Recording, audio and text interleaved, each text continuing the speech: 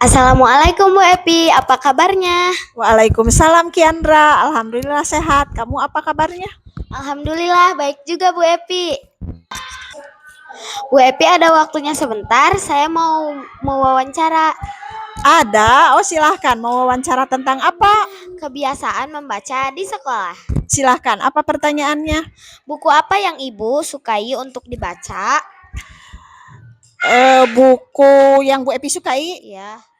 Bu Epi sukanya cerita, buku cerita. Misalkan novel atau cerita-cerita inspiratif dari seseorang. Jadi Bu Epi merasa terinspirasi dari orang tersebut.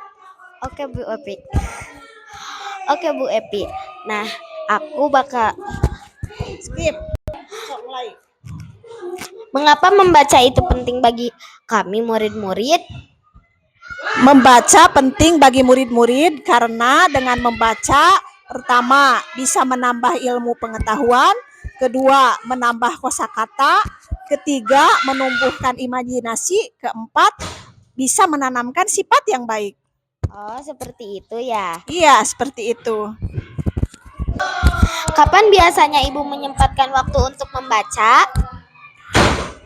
Ibu biasanya membaca kalau hari libur, yaitu Sabtu atau Minggu, atau hari-hari luang, misalkan di sela-sela kelelahan atau sambil istirahat, sambil rebahan, Ibu biasanya membaca. Oke. Apa manfaat membaca bagi siswa menurut Ibu? Manfaat membaca bagi siswa sama seperti yang tadi. Mengapa membaca begitu penting?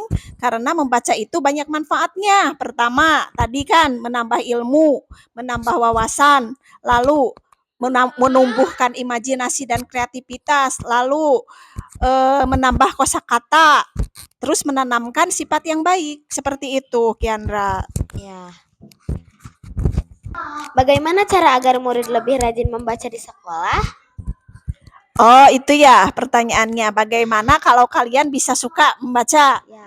Menurut versi Bu Epi, agar murid-murid suka membaca itu, pertama sediakan pojok baca yang menarik, ya, yang rame. Lihat kelas Bu Epi, ada pojok bacanya meriah. Lalu juga sediakan buku-buku yang menarik bagi anak-anak. Misalkan buku cerita tentang Nabi, buku cerita tentang kisah-kisah heroik, atau buku cerita tentang perjuangan dan kisah-kisah yang menarik bagi anak-anak. Lalu juga gurunya harus jadi contoh, Bu Epinya harus suka membaca, jadi anak-anaknya mengikuti. Lalu supaya anak-anak bisa membaca juga, luangkan waktu yang rutin untuk membaca. Misalkan kapan nih waktu membaca?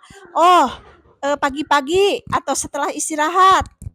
Lalu juga supaya anak-anak bisa membaca, senang membaca, gemar membaca, ibu gurunya harus ngasih reward atau penghargaan kepada mereka. Jadi mereka semangat untuk membaca, seperti itu.